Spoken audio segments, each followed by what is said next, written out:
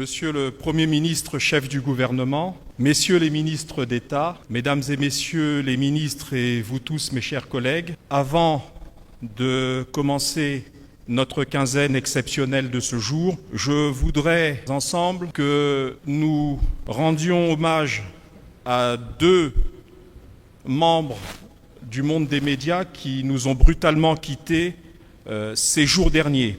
Il s'agit de M. Mesmin Mbouma, journaliste sportif à Télé Congo, et de M. Loïs Mbou, technicien à Radio Congo. Et je vous invite respectueusement, Monsieur le Premier ministre et Mesdames et Messieurs les membres du gouvernement, ainsi que toute l'assistance, à vous lever et pour que nous puissions avoir une minute de silence en leur mémoire. Merci. Messieurs les ministres d'État, Mesdames et Messieurs les ministres, et vous tous, mes chers collègues, chevaliers du micro et de la plume, fidèles du rendez-vous dénommé la quinzaine du gouvernement. La quinzaine du gouvernement a l'insigne honneur de recevoir ce jour son Excellence M. Anatole Koliné-Makosso, Premier ministre, chef du gouvernement. Aussi, nous allons le saluer avec toute l'énergie et la chaleur de nos applaudissements.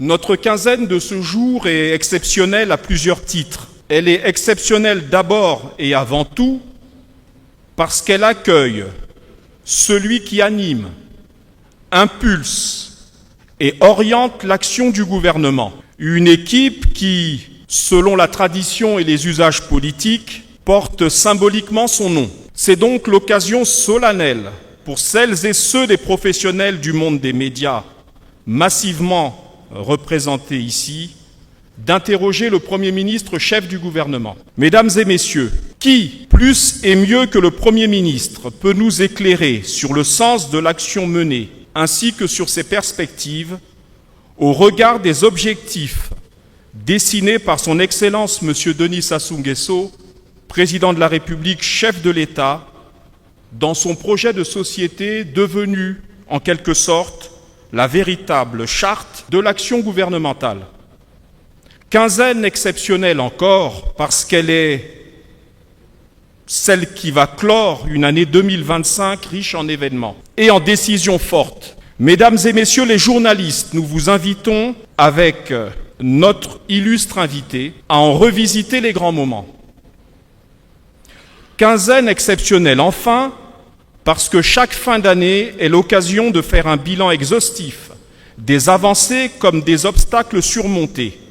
Elle est également l'occasion de tracer les grandes résolutions pour l'avenir immédiat qui frappent à nos portes, à savoir l'année 2026. Monsieur le Premier ministre, chef du gouvernement, vous allez, je n'en doute pas, sacrifier au principe de notre quinzaine, devenu le véritable outil de la communication institutionnelle de vos ministres, en parcourant, au fil des questions des journalistes, les dernières actualités de la vie de notre nation. Vous me permettrez néanmoins de rappeler aux hommes et femmes de presse ici présents que l'actualité demeure le message sur l'état de la nation délivré par son Excellence Monsieur le Président de la République devant le Parlement réuni en Congrès le 28 novembre 2025, dernier exercice du genre pour l'actuel quinquennat. L'actualité de cette fin d'année est également marquée par la parution de 7 ouvrages distribués à chacune et à chacun d'entre nous ici et intitulés, je cite, « En toute transparence, 2021-2026, le bilan du quinquennat », fin de citation. La particularité première de cet ouvrage est qu'il rassemble la somme et fait le bilan des actions menées durant le quinquennat présidentiel qui arrive à son terme dans quelques mois. La seconde particularité de cet ouvrage est d'avoir été préfacé par le responsable suprême des destinées de notre beau pays, à savoir le président Denis Sassou Nguesso. Le président de la République avait promis de rendre des comptes au peuple. Cet ouvrage le fait donc ici, avec la hauteur et l'objectivité qui caractérisent les grands hommes d'État. Vous me permettrez une citation religieuse, malgré le caractère laïque de notre État, Monsieur le Premier ministre. « Voyez et touchez », dit l'Évangile de Luc dans le livre saint des chrétiens.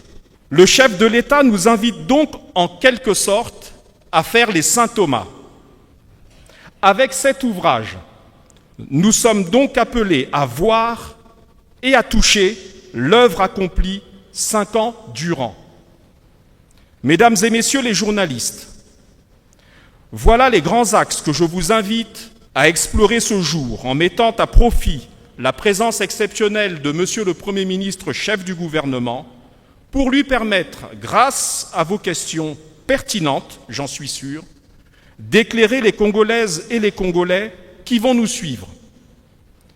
Monsieur le Premier ministre, chef du gouvernement, je vous invite à présent respectueusement à bien vouloir prendre la parole pour votre mot liminaire.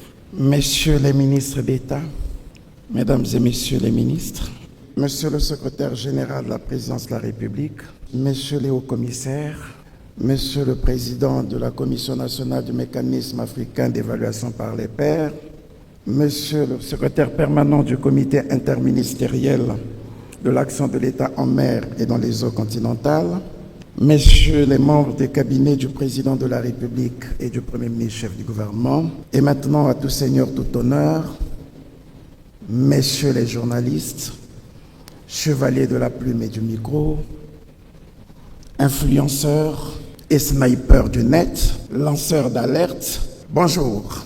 L'honneur me choisit de me tenir devant vous pour accomplir une mission que le président de la République a confiée à son gouvernement. Il s'agit de vous faire découvrir le livre bilan qui venait d'être présenté par le Monsieur le ministre de la Communication du quinquennat, intitulé « En toute transparence, 2021-2026, le bilan du quinquennat ». Livre illustré de 152 pages, réalisé par Focus Média. Je vous remercie très sincèrement d'être présent à ce moment solennel. Je remercie tout particulièrement Son Excellence, Monsieur le Président de la République, qui m'a fait l'honneur de me confier la présentation de cet ouvrage en son nom. Je peux dire, et vous conviendrez avec moi, que la rencontre d'aujourd'hui se doit d'être inscrite en lettres d'or dans l'histoire de la presse congolaise. Elle est un témoignage de la reconnaissance que les pouvoirs publics, et particulièrement le président de la République, voue à la presse en général et à la presse nationale en particulier. Souvenons-nous que ce qui fait l'objet de notre rencontre aujourd'hui avait été annoncé en septembre 2024 par voie de presse, lorsque, répondant à la question d'un journaliste, le président de la République avait déclaré, je cite, « Je rendrai compte au peuple le moment venu ». Fin de citation. Fidèle à cet engagement, et chose inédite, c'est par un livre bilan que le président de la République a résolu d'accomplir ce devoir de redevabilité, rendre compte au peuple, rendre compte aux Congolais. Et à qui s'adresse-t-il en priorité pour exposer ce bilan? Aux compagnons du peuple que vous êtes. Et bientôt, aux représentants du peuple réunis au sein du Parlement que nous rencontrerons lundi. En commençant cet exercice par vous, après l'information donnée hier à l'exécutif du parti mandataire, le président de la République reconnaît que la presse est la principale compagne du peuple, parce que la presse partage avec le peuple la vie, le quotidien et les émotions. La presse participe avec le peuple à la vitalité de la démocratie, donc à l'exercice de son pouvoir, le pouvoir du peuple par le peuple. En outre, en décidant que cette rencontre avec les principaux compagnons du peuple se tienne au cours de la quinzaine du gouvernement, plutôt qu'au cours d'une conférence traditionnelle de presse, le président de la République rend hommage à la quinzaine du gouvernement. Plateforme créée par la presse et pour la presse sous l'autorité du ministre de la Communication. Le président de la République reconnaît donc à la quinzaine du gouvernement la noble mission de procurer au peuple la bonne information, à un moment où, sur le marché de l'information, des marchands véreux exposent à l'étalage 3 types de produits: l'info, l'infox et l'intox, au point qu'il devient de plus en plus difficile pour le citoyen consommateur de l'information de choisir le bon produit. Soyez donc fiers, Monsieur le ministre, d'avoir réussi avec vos partenaires et collaborateurs de la presse à offrir aux Congolais un espace où ils peuvent se procurer le bon produit, la bonne information. Et soyez fiers que le président de la République s'en soit rendu compte. Je forme le vœu que cette dynamique de dialogue public et de qualité de l'information se poursuive et se renforce. Mesdames et messieurs de la presse, compagnons du peuple, voici venue l'heure de vérité et de la responsabilité. C'est donc avec un triple sentiment de devoir, de responsabilité et de légitime fierté que je me tiens devant vous aujourd'hui pour présenter ce document d'importance capitale pour notre démocratie et pour notre avenir collectif, mais aussi pour ce qui pourra être demain la pratique institutionnelle. Ce livre n'est ni un simple rapport administratif, même s'il est rédigé dans un style sobre, fidèle à l'humilité de l'homme d'État qu'est Denis Sassou Nguesso, qui ne s'étale pas trop sur ses réalisations, mais laisse les faits parler d'eux-mêmes. Il n'est ni un document de communication, ni un magazine, même si sa présentation soignée, voulue par l'auteur, lui donne cette élégance accessible au plus grand nombre. Ce livre est avant tout l'exécution d'un engagement solennel. Nous venons de le dire, je rendrai compte à mon peuple le moment venu. Ce moment est arrivé. Ce livre est donc un acte de redevabilité. Il est l'expression claire de la soumission volontaire d'un dirigeant à son peuple, un peuple à qui il doit rendre compte de la gestion et de la charge publique qui lui a été confiée. Ce livre est le témoignage d'un engagement tenu. Il est l'attestation d'une vision formulée en 2021 et présentée à un peuple qui y a cru, alors même que l'espoir vacillait face aux épreuves traversées à ce moment-là. Ce livre est surtout la traduction d'une méthode rigoureuse et assumée que le chef de l'État a utilisée pour matérialiser cette vision. Enfin, ce livre est la preuve vivante qu'un pays peut affronter les tempêtes, se relever, se transformer et avancer avec détermination. Car, souvenons-nous encore que lorsque ce quinquennat a commencé, notre pays faisait face à des défis majeurs. La chute brutale du prix du pétrole qui fragilisait notre économie. La crise sanitaire mondiale qui bouleversait nos vies et nos certitudes. Une dette lourde, pesant dangereusement sur nos finances publiques. Il fallait alors une vision, mais surtout du courage politique. Une vision, oui. Cette vision, le président de la République l'a proposée à son peuple à travers un projet de société clair et mobilisateur.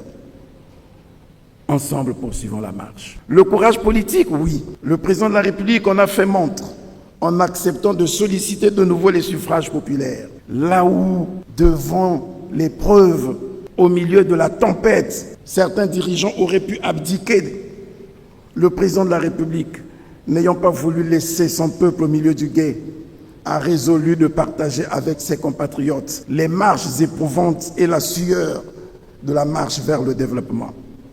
Car, comme il a souvent dit, détermination et volonté sont nécessaires pour poursuivre la marche, aussi longue soit-elle. D'où le projet de société « Ensemble poursuivons la marche ». Quelle inspiration! Un projet articulé autour de 4 impératifs fondamentaux. Faire preuve de résilience, restaurer la confiance, rétablir les équilibres macroéconomiques, relancer durablement la croissance. Pour y parvenir, nous l'avons dit, une méthode rigoureuse, déclinée en 4 grandes étapes, a été mise en œuvre. Première étape, résoudre les préalables à la croissance. Il fallait pour cela stabiliser l'économie, restaurer la discipline budgétaire, renforcer la gouvernance, garantir la paix et consolider les infrastructures. Deuxième étape, agir sur les piliers de la croissance. Il fallait pour cela investir dans l'agriculture, dans l'industrie, dans les infrastructures, dans le numérique, dans l'immobilier, en privilégiant les investissements directs étrangers et les partenariats publics-privés dans un contexte où les ressources publiques étaient limitées. Troisième étape, partager les fruits de la croissance. Il devait donc s'agir d'orienter les ressources disponibles vers les services sociaux essentiels, la santé, l'éducation, la protection sociale, l'encadrement de la jeunesse et le fonctionnement de l'État. Quatrième étape, enfin, activer les leviers nécessaires pour une croissance durable. Et cela devrait se faire par une diplomatie plus active, un leadership environnemental affirmé, une autonomisation, une protection des femmes et la dynamisation de la culture, notamment la culture mémorielle. C'est donc selon cette logique claire et cohérente que ce livre est structuré. Vous l'avez dans toutes ses composantes, les 4 piliers. Cette méthode a guidé chaque réforme. Cette méthode a guidé chaque décision. Cette méthode a guidé chaque action. Elle a produit des résultats concrets, mesurables et vérifiables. Aujourd'hui, que l'on soit de la majorité ou de l'opposition, que l'on soit de la presse accommodante ou de la presse sévère, ou même satirique, une certaine unanimité se dégage sur des faits constants qui sont indiscutables. Lesquels? La dette publique a reculé, en particulier la dette extérieure, notamment celle qui suscitait le plus d'inquiétude, c'est-à-dire la dette toxique, celle des traders, que l'on craignait de voir raviver la triste histoire des fonds vautours. La croissance est revenue, portée par une économie progressivement diversifiée. La confiance internationale a été restaurée. L'accord avec le FMI a été conduit à son terme, avec succès, avec l'ensemble des réformes que cela imposait. La gouvernance publique s'est renforcée avec une lutte déterminée contre la corruption, au point que nous avons pu gagner 14 points en 3 ans, selon le rapport de Transparency International. La justice a été professionnalisée, rendue plus accessible, plus rigoureuse, mais plus disciplinée. À ces acquis indiscutables s'ajoutent des défis relevés et des avancées notoires, notamment dans le domaine des infrastructures, grâce à un nouveau modèle de développement associant l'État et le secteur privé. Ainsi, le port de Pointe-Noire poursuit sa modernisation. Le port fluvial de Brazzaville entame sa réhabilitation. Le réseau ferroviaire s'engage dans sa rénovation. Les routes nationales sont entretenues. Les voiries urbaines se construisent et se rénovent. L'accès à l'électricité a progressé de 10 points. Le secteur des hydrocarbures se modernise et le gaz congolais est désormais valorisé, exporté et transformé. L'économie se diversifie par une agriculture modernisée et mécanisée, une industrie en progression, des zones économiques spéciales qui commencent à produire des résultats, un secteur numérique en plein essor grâce à la fibre optique et à la 5G, un tourisme renaissant, vitrine de notre patrimoine naturel. Le progrès social, placé au cœur du quinquennat, s'est nourri de ces avancées, avec la construction d'hôpitaux modernes, avec des plateaux techniques performants, la construction des écoles, des collèges et lycées, la refonte des programmes scolaires, de l'enseignement général comme à l'enseignement technique, le lancement de l'assurance maladie universelle, les recrutements de la fonction publique, l'accompagnement de la jeunesse et des femmes, le lancement du mémorial de l'esclavage, l'extension de la couverture énergétique en zone rurale. Sur le plan international, le Congo, sous le leadership du président de la République, s'est affirmé comme une voix respectée, notamment sur les questions environnementales, jusqu'à faire adopter la décennie des Nations Unies pour le boisement et le reboisement. Notre pays a également organisé, tour à tour et avec succès, le sommet des 3 bassins forestiers, la conférence internationale sur la forestation et le reboisement.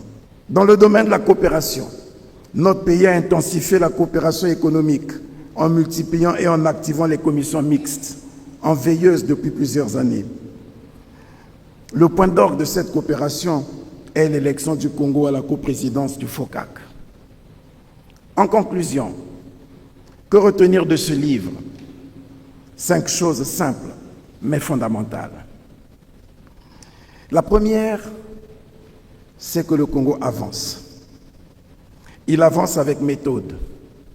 Il avance avec courage. Il avance avec ambition. Lentement, sans doute, mais sûrement. La deuxième est que ce livre ne marque pas une fin. Il marque le début d'une nouvelle étape, tournée vers 2063, pour inscrire pleinement le Congo dans l'agenda africain et mondial. La troisième, ce livre ne présente pas seulement un bilan. Il présente une trajectoire, une dynamique, une ambition, un avenir. La quatrième, ce livre parle à l'ensemble du peuple et aux amis du Congo, avec un message particulier à chacune des composantes. Il dit par exemple aux responsables politiques, voici poser les fondations solides pour la poursuite de notre marche vers le développement. Il dit à la jeunesse, voici les opportunités qui vous attendent et la place qui vous revient pour poursuivre le développement. Le Congo compte sur vous. Il dit aux partenaires diplomatiques et aux investisseurs, voici la preuve d'un pays fiable, stable, engagé et plein d'opportunités. Il dit aux femmes, votre voix est écoutée, vos droits sont respectés, votre dignité est préservée et votre cause est entendue. Vous comptez pour le Congo. Enfin, ce livre parle au peuple congolais. Il dit une chose simple et forte. Le Congo avance. Et ce mouvement est irréversible parce qu'il est porté par vous, parce qu'il est porté par une nation entière. Avançons donc ensemble avec Denis Sassou Nguesso dans un pacte pour le futur de notre cher et beau pays. C'est sur ces mots que je me prête à vos questions. Mes très chers amis de la presse, compagnons du peuple, je vous remercie. Je suis Gustavo, je pose la question pour le compte du média Écho du Vrai. Monsieur le Premier ministre, lors de votre arrivée en 2021, vous avez pris un certain nombre de mesures allant dans le sens de réparer l'appareil de l'État, au nombre desquelles la restauration de l'activité de cette mesure 5 années après. Je n'avais pas parlé de réparer l'appareil de l'État, on avait parlé de restaurer l'autorité de l'État. Et l'expression n'est même pas de moi, vous le trouverez dans le projet de société de Monsieur le Président de la République. L'autorité de l'État ne se négociera pas. Il doit être restauré, il doit s'affirmer. Et l'autorité de l'État s'affirme par 2 choses, la confiance et la sanction. Il faut que le citoyen ait confiance en l'État. Il nous a fallu mener une importante réforme pour rétablir cette confiance en l'État. Oui, au travers de tout ce qui a été entrepris au niveau du ministère en charge de la fonction publique, au niveau du ministère en charge du contrôle de l'État et de la lutte contre les antivaleurs dans l'administration publique. Vous avez des textes qui parlent même d'une charte du service public, qui garantissent la sécurité dans la gestion des services de l'État, qui garantissent l'égalité du service public. Vous avez une charte avec pratiquement 8 recommandations, la charte d'accueil, qui doit amener le citoyen à se sentir sécurisé lorsqu'il est en face d'un agent de l'État qui le reçoive. Vous voyez, il fallait donc poursuivre le rétablissement de cette confiance de l'État. On est passé par le recensement biométrique des agents de l'État. On est passé par l'accélération des procédures de régularisation des situations administratives, de sorte que maintenant, plus rapidement qu'hier, les avancements, les commissions paritaires, les reclassements se font beaucoup plus facilement qu'il se faisait hier. Il fallait donc rétablir la confiance. Il fallait créer des conditions pour réduire le taux de corruption dans les services publics. Je dis réduire. Je n'ai pas la prétention de dire qu'on a parfaitement résolu et que la corruption ou certains comportements d'antivaleurs sont totalement réduits à néant. Non, le travail se poursuit. Mais au moins, il y a un regain de la confiance entre le citoyen et l'administration. Peut-être que tout le monde ne peut pas s'en rendre compte, mais le fonctionnaire qui sait qu'il a passé parfois plusieurs années sans être classé, sans bénéficier de l'avancement, sans que son dossier administratif ne soit examiné avec célérité, et qui a dû constater que ces derniers temps, des milliers de décrets ont été signés pour favoriser les avancements, assurer le reclassement des agents de l'État. Il peut vous dire oui, la confiance renaît. La sanction, la rigueur, un certain nombre de mesures. On a adopté le statut général de la fonction publique, le nouveau statut. Et vous voyez quels sont les avantages qui ont été concédés aux citoyens. Et les décrets d'application qui se prennent régulièrement.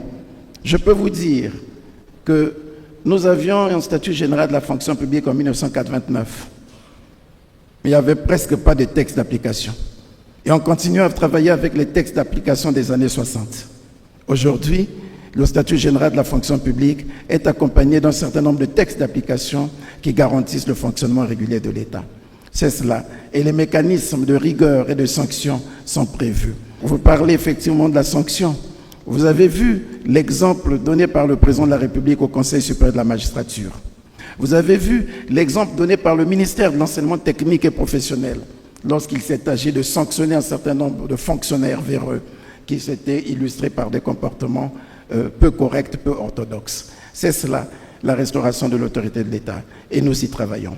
Ader Monzeo, journal Au Salé. Monsieur le Premier ministre, juste une petite question, mais pas salée. Ce bilan est pourtant si élogieux, n'a pas d'impact sur les populations. En tout cas, les populations ne reconnaissent pas ce bilan que nous croyons élogieux aussi. Comment? Dans le panier de la ménagère, il n'y avait pas d'impact pour les populations dans ce bilan si élogieux. Comment? Dans le panier de la ménagère, avec l'inflation des prix sur les marchés, dans l'eau et l'électricité, casse-tête congolais, dans le sport, source de cohésion et de rassemblement des peuples, Monsieur le Premier ministre, est-ce que cela peut se justifier? Tout est fonction de perception. Et il n'y a jamais eu l'unanimité de la perception. Il y a une formule qui dit « chacun voit midi à sa porte ». Même dans la même maison, nous n'avons pas la même interprétation des faits.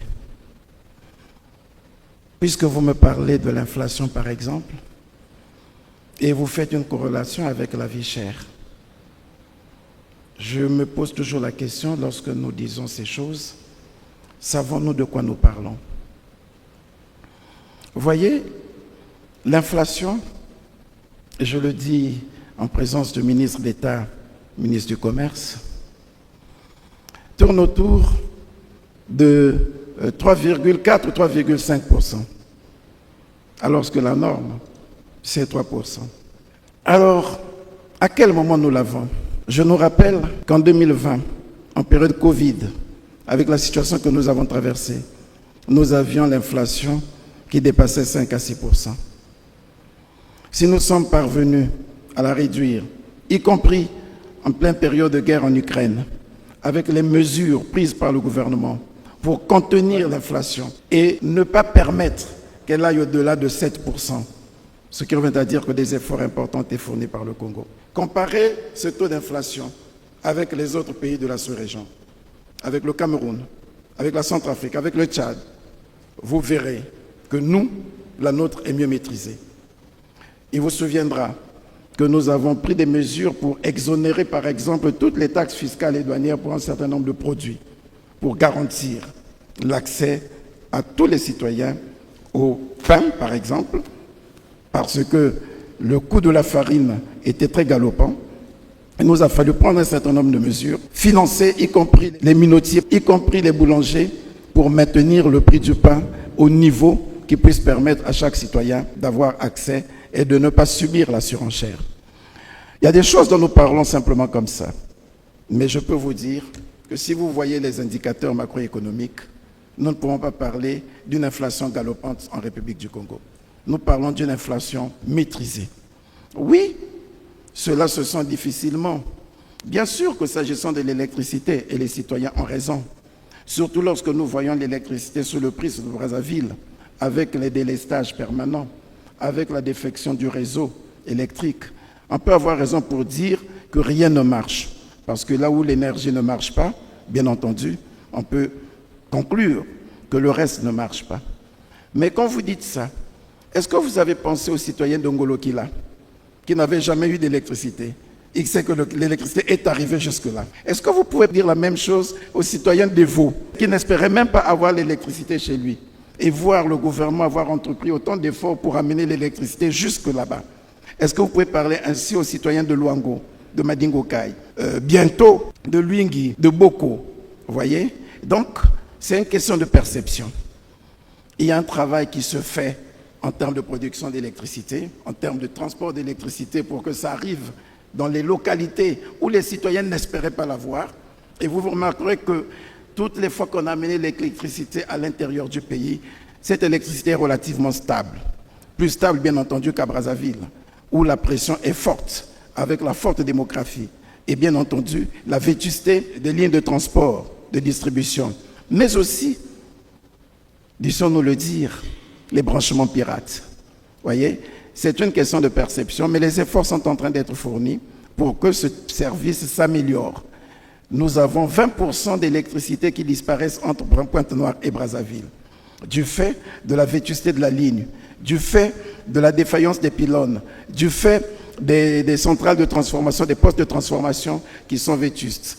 Et vous avez vu que dans le cadre du programme d'amélioration du secteur d'électricité PACEL avec la Banque mondiale, vous voyez le ministre en charge de l'énergie et de l'hydraulique, il n'y a pas longtemps, il était sur le terrain pour voir quel est le niveau d'exécution des travaux de réhabilitation de cette ligne, le niveau de réhabilitation des postes comme à Loudima, à Mindouli, et bien entendu, la société EKRC, qui a fait venir les compensateurs et tous les équipements qu'il faut pour réhabiliter tout ce secteur de transport d'électricité, on peut supposer qu'on est sur la bonne voie.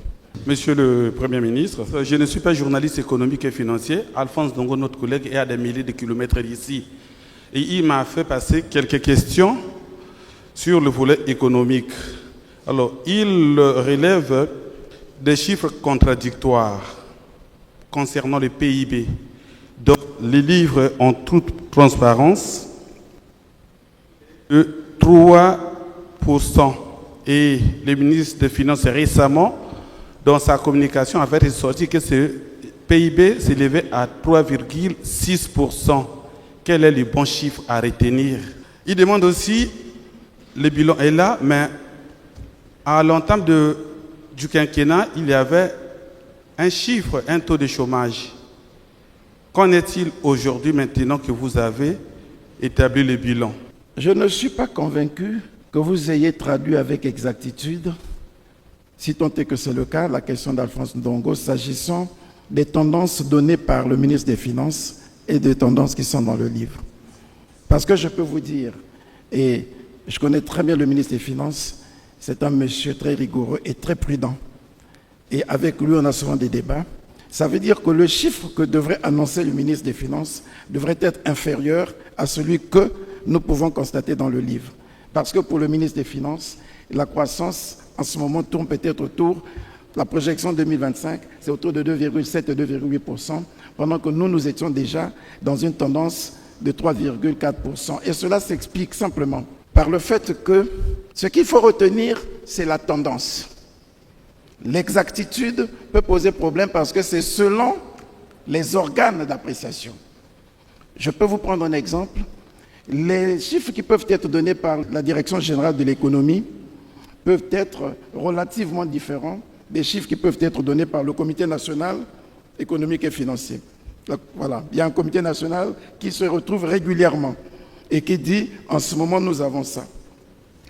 Ces chiffres peuvent aussi être différents de ceux qui sont produits par la Banque centrale, qui est un peu parfois plus optimiste et qui fait des projections pour dire si nous sommes arrivés à 2% en juin, tel que l'économie se comporte, il est possible que nous atteignions 3% en décembre. On peut arriver en décembre que ce n'est pas 3%, c'est 2,8%.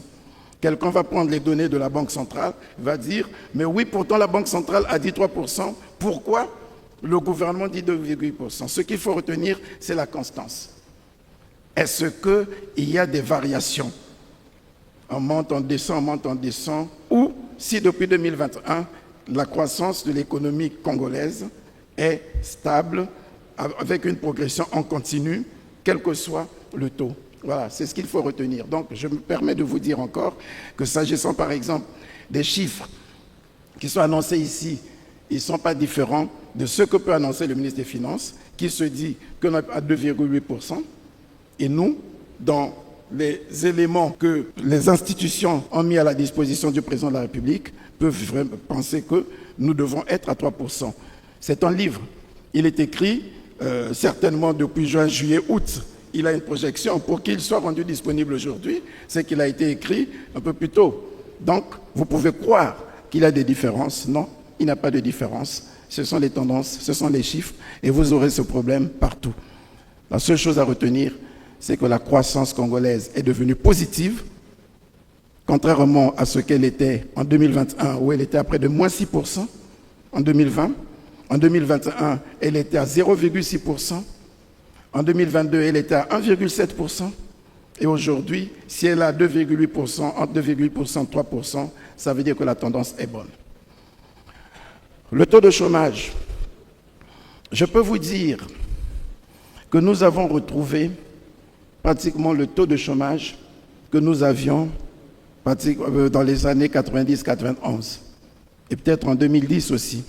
Parce que si nous sommes autour de 41% du taux de chômage global, alors qu'en 2015-2016, nous avoisinions pratiquement les 50%, nous tutoyons les 50% du taux de chômage global, autour de, pour être plus précis, autour de 47,1%.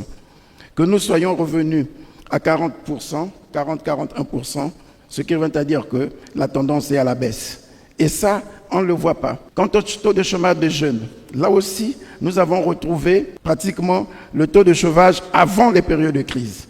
Le taux de chômage des jeunes, actuellement, vous l'avez autour de 19,7%, à peine 20%, alors qu'il fut un temps, il était déjà à 22%. Donc, nous pensons que de ce point de vue, vous pouvez rassurer Alphonse Ndongo, qui est un féru des données économiques, il peut les vérifier. Ce que je vous dis, c'est vérifiable. Nous lisons ici, en toute transparence, 2021-2026, le bilan du quinquennat, préface de Denis Sassou Nguesso. Monsieur le Premier ministre, la toute première question est celle de savoir qui a écrit ces livres. Parce que Denis Sassou Nguesso n'a fait que le préfacer.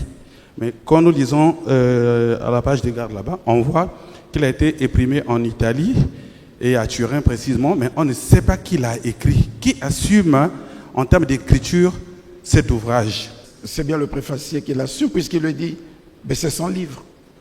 Qu'il a été réalisé par un éditeur, un imprimeur qui s'appelle Focus Media, qui est hors du Congo. Cela n'empêche pas que l'auteur, c'est bien celui qui l'assume et qui le préface. Voilà. En fait, le ministre porte-parole du gouvernement a dit ici que le grand œuvre de Denis Sassou Nguesso n'est pas terminé. Résumons vos propos. Est-ce que vous croyez qu'avec les faiblesses constatées également, les échecs et à tort ou à raison qui sont dits, y compris dans ces bilans, alors êtes-vous sûr qu'à cette allure, les Congolais, si vous le présentez, puisque le travail ne serait pas terminé, si vous le présentez, les Congolais lui accorderaient encore leur confiance? Ils s'exprimeront tous le moment venu. Lui-même, le président Denis Sassou Nguesso, si tant est qu'il ne peut pas laisser son peuple et qu'il continue avec lui la marche, j'ai dit, et c'est lui qui le dit, la détermination doit toujours nous guider, quelles que soient les épreuves de la marche. Et s'il doit continuer la marche, bien entendu, avec son peuple donnera la réponse qu'il faut. Il ne me revient pas de le faire. Vous le dites, devrait-il prendre une telle position au regard du bilan? Le bilan est là, il vous est présenté en toute transparence. Et je n'ai pas encore vu que quelque part, vous m'avez dit que la chose qui a été dite par le président de la République dans son livre est fausse. Donc, si jusque-là, on n'arrive pas à trouver ce qui est faux dans ce qu'il a dit, ça veut dire que ce bilan va être accepté par le peuple et le peuple agira en conséquence. Je prends la parole au nom de la Brève Online. Je suis Gigi Pombou. Monsieur Anatole Kolini-Makosso, vous êtes juriste de formation. La traque des bébés noirs est en train de ramener peu à peu la quiétude au sein de la société. Mais pourquoi casser les maisons? Des parents qui ont tant souffert pour construire leur maison à la sueur de leur front, alors que certains parents sont locataires. Et des maisons cassées, ce sont les propriétaires qui payent le prix. Ma deuxième petite préoccupation, monsieur Anatole Kolini-Makosso, les retraités de la CREF totalisent 50 mois de pension impayée. C'est un record et nombreux sont en train de mourir sans percevoir leur pension. Cela est un droit, monsieur Anatole Kolini-Makosso. Demain, monsieur Anatole Kolini-Makosso, vous serez aussi retraité, comme ceux d'ailleurs. Accepteriez-vous de subir cette injustice? Je voudrais déjà, m'incliner devant la mémoire de toutes les personnes victimes des actes issus du grand banditisme qui se cachent derrière des termes de bébés noirs et de Koulouna. Parce que oui, ce grand banditisme a semé mort et terreur dans le pays et a mis tout un peuple en émoi. Nous devons penser à toutes ces personnes victimes, penser à toutes ces familles qui ont vu leurs enfants abattus par ces criminels, par ces jeunes en conflit avec la loi. Il nous a été rapporté que des femmes enceintes ont été éventrées par ces jeunes en conflit avec la loi. Ce qui a guidé la population, ce qui a guidé les autorités, c'est d'abord résoudre cette question et ramener la sérénité et la sécurité dans le pays. C'est aussi corriger la dérive que cela devait entraîner, c'est-à-dire la vengeance privée. Parce qu'on a assisté, la population vivait l'action méthodique du gouvernement comme étant un abandon, comme étant une incapacité à répondre à leur misère, à leur douleur. Et ils commençaient à se faire justice eux-mêmes avec des concepts comme barbecue, une vengeance privée qui abattait à bout portant. Il était temps que l'État intervienne. D'abord, qu'il garantisse la sécurité des citoyens. Ensuite, qu'il dise aux citoyens que l'État seul a le monopole de la force légitime, la violence physique légitime. Et l'État est intervenu en renforçant les services de sécurité. Oui, il peut y avoir qu'il y ait des choses qui dépassent notre entendement. Le moment venu, nous évaluerons. Ce qui compte pour nous pour le moment, c'est de constater qu'il y a une certaine sérénité. Et nous le lisons. On peut voir que, comme l'avait dit le président dans son message sur l'état de la nation, les mamans du secteur informel peuvent partir de leur maison à 5 heures du matin, comme ils le faisaient d'habitude, pour aller vendre leurs légumes et ne pas craindre une embuscade quelque part. On peut constater que des jeunes peuvent se promener de jour comme de nuit, sans craindre que quelqu'un les attende quelque part dans un buisson et leur ôter la vie. Soyez rassurés, Madame la journaliste, que le moment venu, l'État, en toute responsabilité, évaluera l'action qu'il a entreprise, en toute responsabilité, je le dis encore, et saura, s'il y a des réparations à faire, saura faire les réparations civiles nécessaires. Mais ce qui compte, c'est que la sécurité revienne. Et c'est ce travail que nous saluons pour le moment. Nous rendons hommage à nos forces de sécurité qui sont sur le terrain, qui s'exposent aussi à ces jeunes déviants. Nous leur témoignons tout notre soutien et en faisant en sorte effectivement que les choses se passent dans les bonnes conditions. Madame, vous avez parlé des retraités. Après la période difficile que nous avons traversée depuis 2014, ce qu'on oublie de dire, c'est que jusqu'à 2014-2015, nous n'avions pas de problème avec les retraités. Les uns et les autres avaient leur pension. En dehors de ceux qui avaient quelques retards après leur admission à la retraite. Le retard dans le traitement des dossiers, ce dont nous étions en train de parler d'ailleurs tout à l'heure, ça vaut tant pour les agents en fonction de la fonction publique, au niveau de la fonction publique, les agents de l'État en fonction, que ceux ayant fait valoir leur droit à la retraite. C'est à partir de 2015 que nous avons commencé à avoir des problèmes. Et lorsque le quinquennat commence en 2021, la situation est toujours difficile. La dette, tant intérieure qu'extérieure. Et nous avons négocié avec les retraités, ce qu'on ne vous dit pas. On met un train sur la dette jusqu'à 2021, le temps que l'État retrouve la bonne fortune, et on a déjà eu des exemples comme ça par le passé. La créance qu'on a sur l'État est toujours payée. La dette de l'État se paye toujours. Le président Denis Sassou Nguesso, c'est le même, qui après l'épreuve de 92-97, et après les retards que nous avons accumulés après 97, s'était engagé à partir des années 2000 à payer tous les arriérés. Et ça s'est fait jusqu'à ce qu'on les a tous épongés. Et là, il ne s'agissait pas que des retraités. Il s'agissait des arriérés des salaires de tous les agents de l'État. Vous pouvez imaginer combien ça devrait faire. Le gouvernement les avait payés. Donc, en 2021, c'est l'entente que nous avons trouvée avec les retraités. Dès que le Congo retrouvera meilleure fortune, on reviendra sur les arriérés. Donnez-nous simplement la possibilité de payer l'encours pour que, au lieu de rester avec des mois, 3 mois, 6 mois, sans un seul mois de pension, que nous ayons la possibilité de vous payer régulièrement la pension. Et cet accord avait été obtenu en 2021. Il restait en 2021, je crois, à peine 2 mois. Et à partir de 2022, tous les mois ont été payés de pension.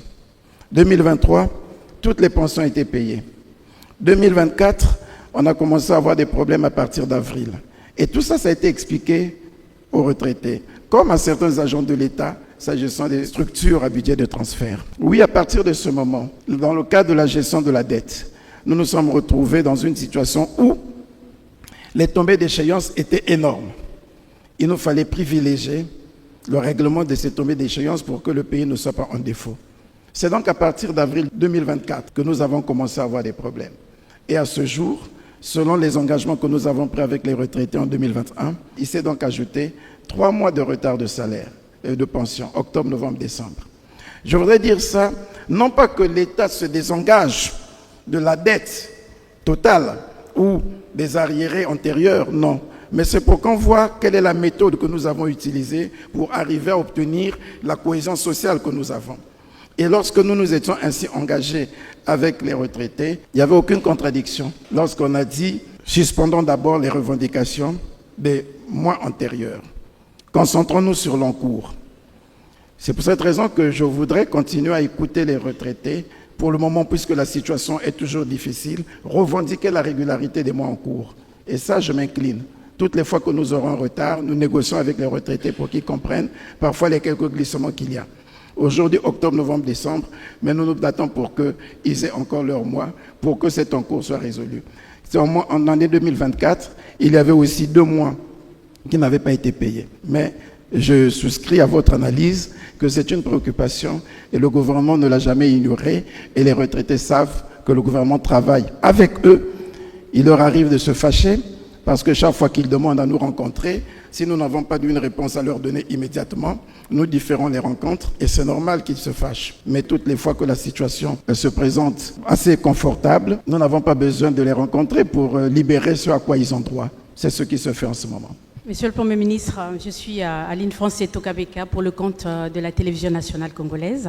Nous vous remercions pour cette initiative et pour commencer, nous vous félicitons pour tous ces efforts que vous faites, vous et votre gouvernement, parce que nous savons que ce n'est pas facile avec les conjonctures qui se succèdent et les situations difficiles, mais malgré cela, vous tenez les coups, en tout cas félicitations.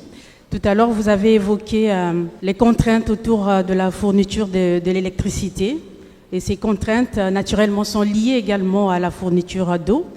Et on a vu comment les initiatives sont mises en place pour essayer de parer au plus vite certains quartiers qui étaient privés d'eau, comme le quartier de Plateau de 15 ans où vous avez inauguré une station d'eau pratique, si ma mémoire est bonne, en fin 2023 par là. Et récemment, le ministre en charge de l'énergie avait inauguré une station de la même ampleur au niveau du quartier Combo.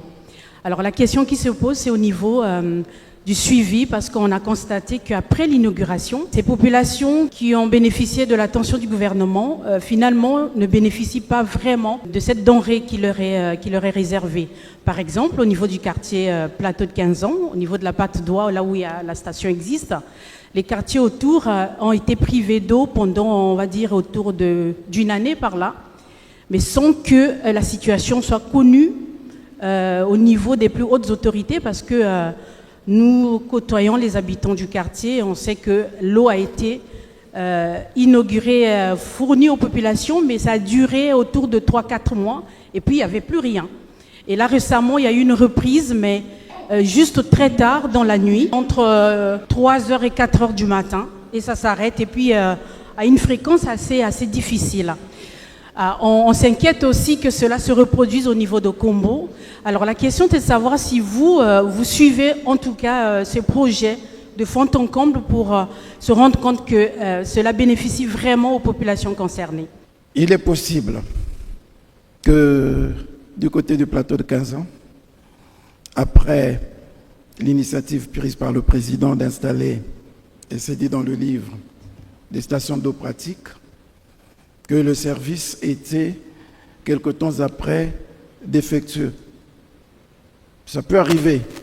Je n'en ai pas la certitude, je n'en ai pas la preuve, parce que nous côtoyons tous les mêmes populations au niveau du Plateau de 15 ans. Il ne m'est pas revenu que ce soit resté 1 an. Si ça a duré 1 an, c'est donc avec des coupures momentanées. Mais on serait resté 12 mois, madame, sans que l'eau n'ait coulé. Je crois quand même qu'on en aurait eu l'alerte.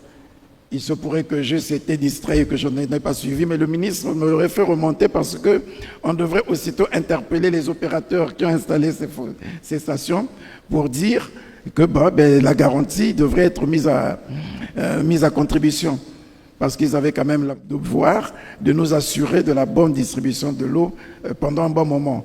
Pas que ça puisse avoir fonctionné 3-4 mois et que ce soit arrêté. Par contre, ce qui est constant et que je sais, souvenez-vous que c'est pas par gravitation que ça arrive l'eau, c'est par forage et c'est alimenté par un groupe électrogène pour faire fonctionner. Il est possible à la LCDE de répondre. S'il arrive que les groupes électrogènes ne sont pas alimentés, qu'il y ait des problèmes d'approvisionnement justement pour faire fonctionner le mécanisme, bien entendu, on aura, parce que ça a été conçu de telle sorte qu'il y a une certaine autonomie.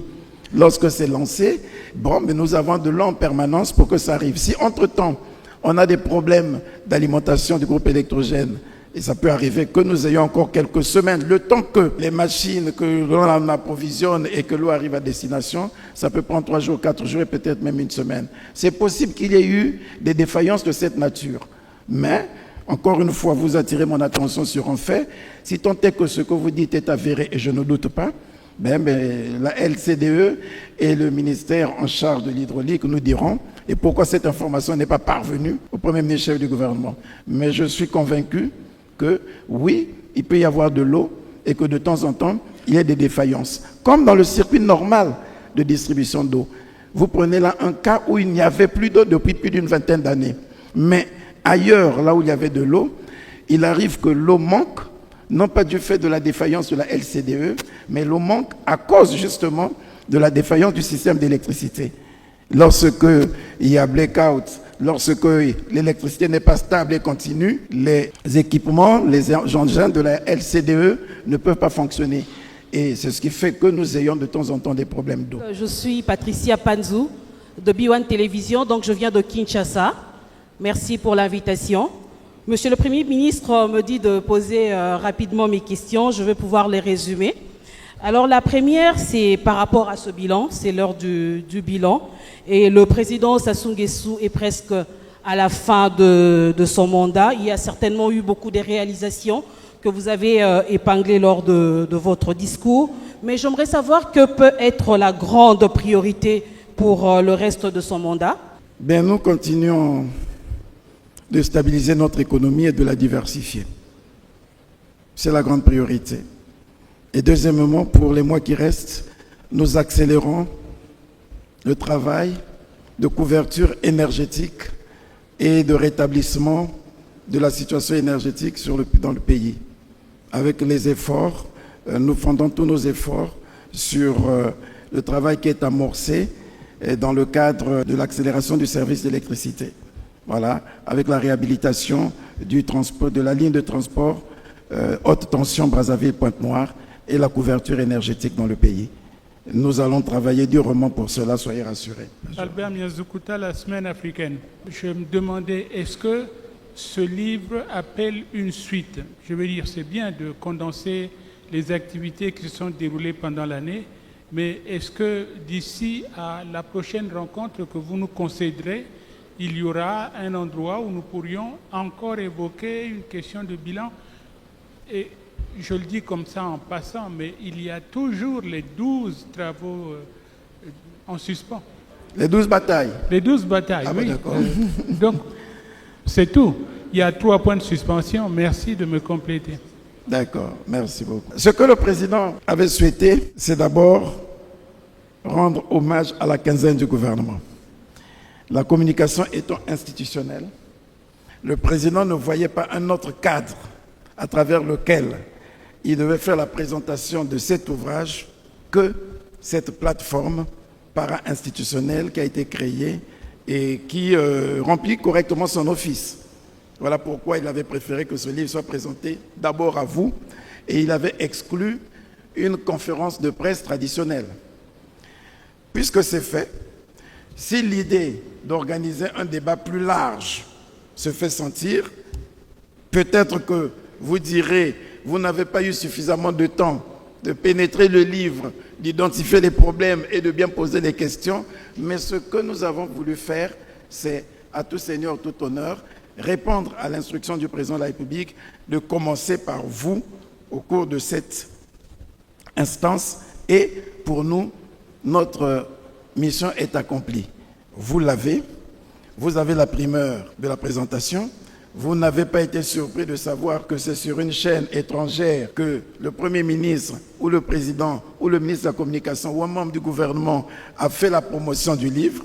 C'est à vous qu'il a réservé cette primeur. C'est déjà important pour nous. Le reste, avec le ministre de la Communication, on verra si on peut trouver d'autres tribunes. Pour nous, la communication institutionnelle, après vous, je l'ai dit, ce sont les représentants du peuple. Le président avait dit rencontre au peuple. Il en a parlé aux compagnons du peuple. Il va voir les représentants du peuple, c'est-à-dire les députés et les sénateurs.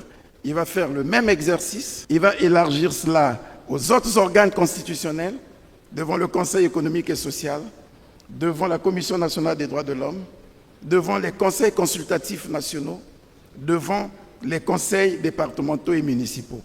On part du principe que si on a fait ça, on a touché le peuple. Maintenant, le reste est un travail de vulgarisation. Le président et son cabinet verront de quelle manière ce travail sera vulgarisé. La mission qui a été donnée au gouvernement, c'est faire cette communication institutionnelle et c'est ce que nous avons commencé de faire. Les 12 batailles, c'est ainsi que vous avez appelé le programme d'action du gouvernement, qui n'était que la matérialisation du projet de société du président. On a dit, dans le projet de société du président, voici les grands défis. Nous les avons classés en 12 batailles. C'est le projet de société. Et le livre apporte les réponses à chacune des batailles. Une première bataille, c'était rétablir les équilibres macroéconomiques. Vrai ou faux, dans les fameuses 12 batailles. Et vous avez la réponse. Parce que c'est le projet du président que nous avons présenté devant l'Assemblée, conformément à la Constitution. Les journalistes ont trouvé un titre. Ils ont dit, ce sont les 12 batailles. Il n'y a aucun problème. Merci beaucoup. Mais nous les avons exécutées et le président rend compte de la manière dont ces batailles ont été exécutées en lien avec son projet de société.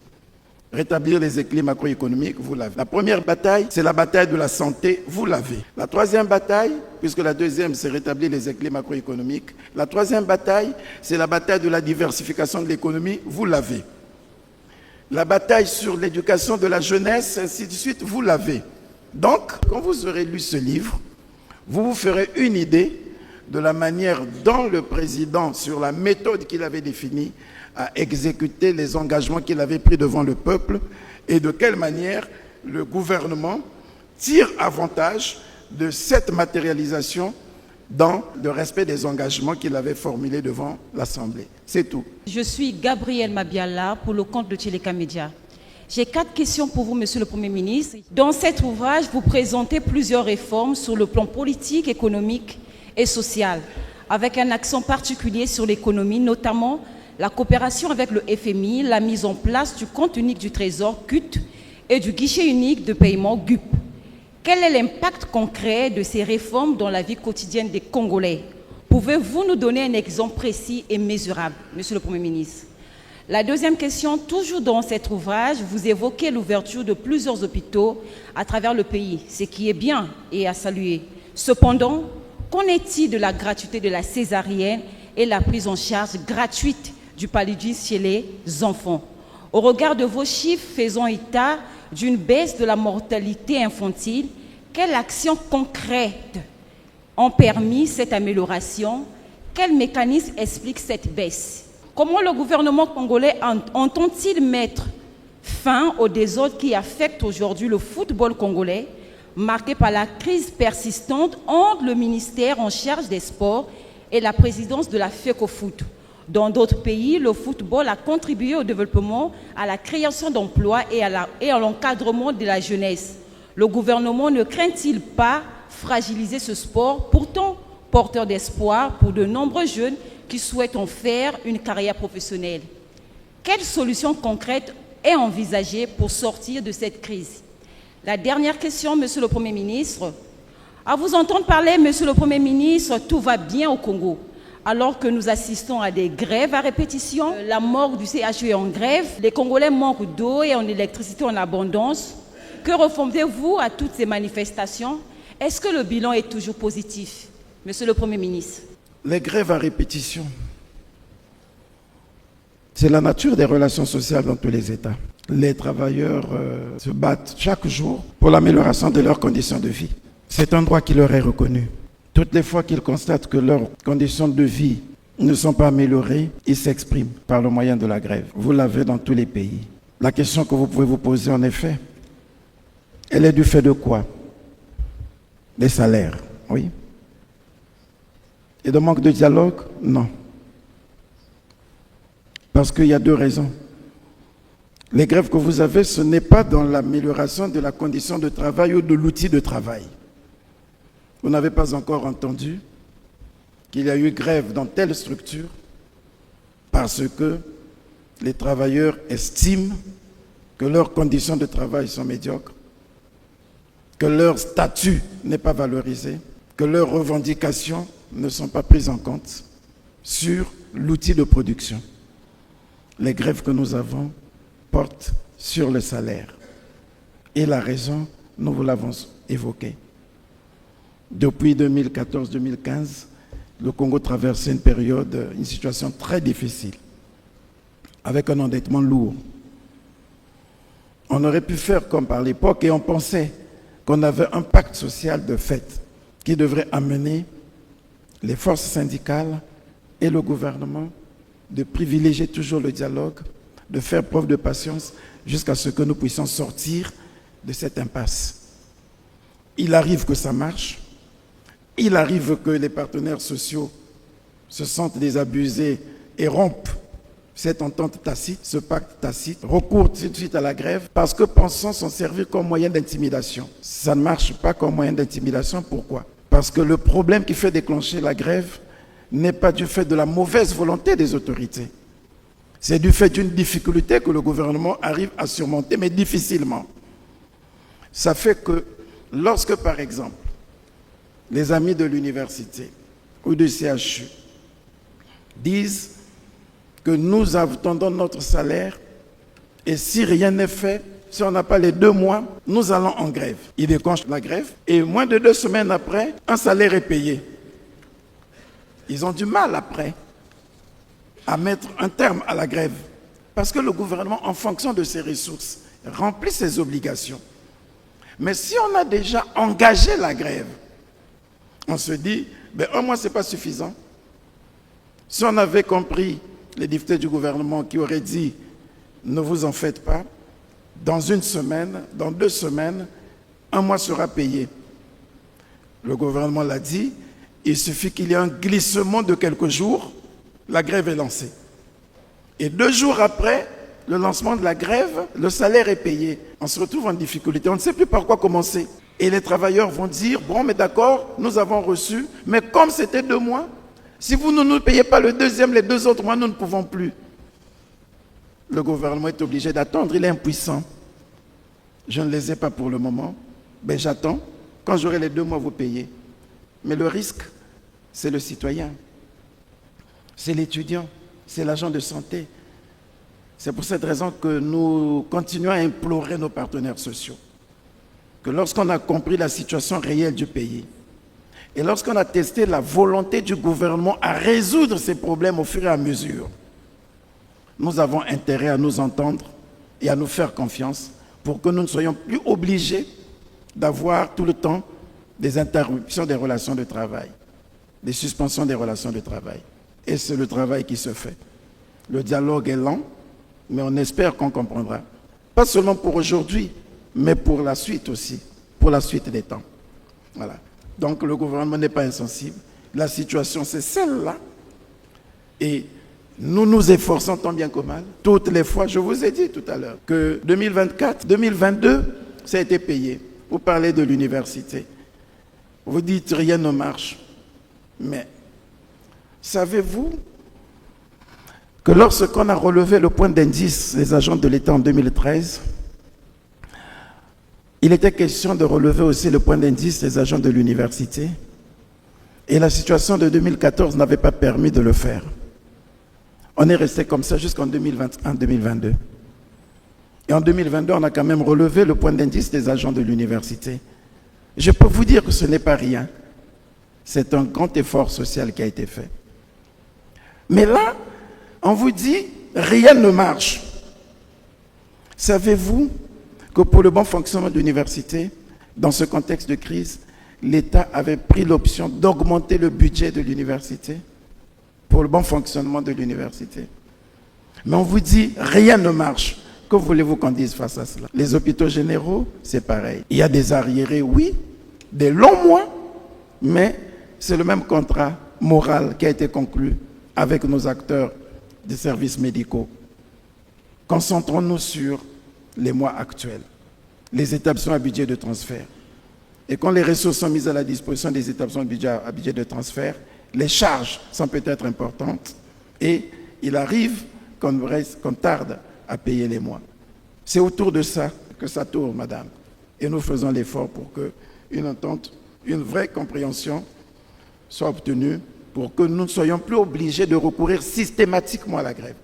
Parce qu'on déclenche la grève lorsque le partenaire n'est plus de bonne foi, lorsqu'il ne fait aucun effort d'apporter des solutions.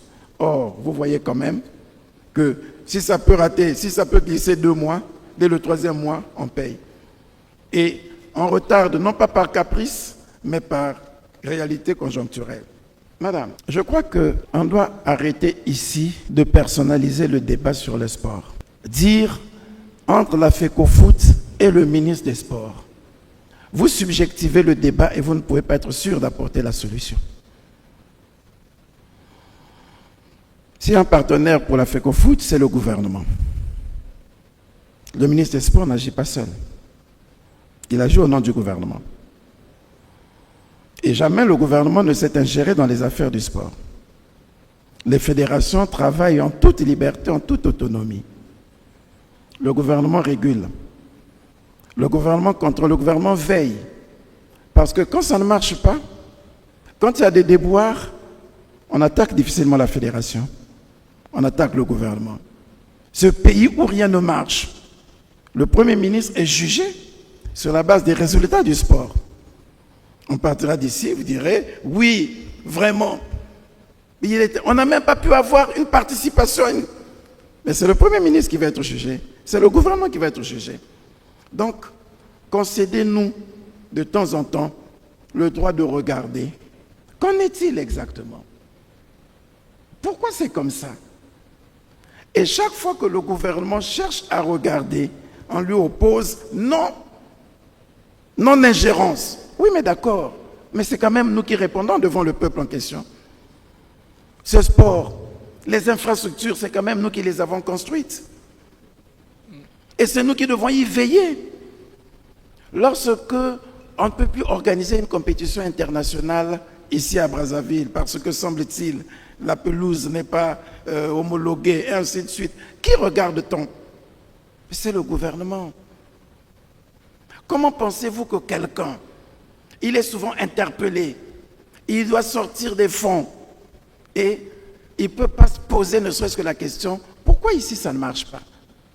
Dès qu'il pose la question, on dit même plus le gouvernement s'ingère, l'État s'ingère, on dit un tel veut s'ingérer, mais vous faussez. Je voudrais simplement nous pousser à dépasser l'analyse émotionnelle.